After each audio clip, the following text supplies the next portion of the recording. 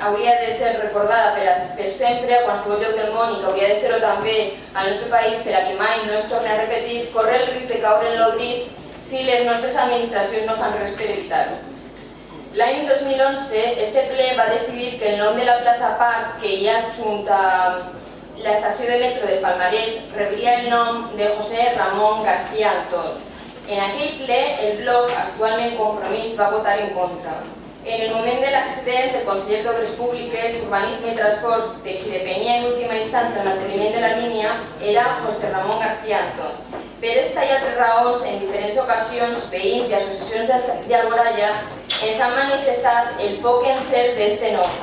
Finalment, en maig de 2013, les associacions d'Alboraya, Alboraya per la Cultura, Associació Llaurant Cultura i Dimonis de l'Aver presenten un escrit de registre d'entrada en l'Ajuntament d'Alboraya on proposen que el nom del parc passi a ser Víctimes del 3 de juliol.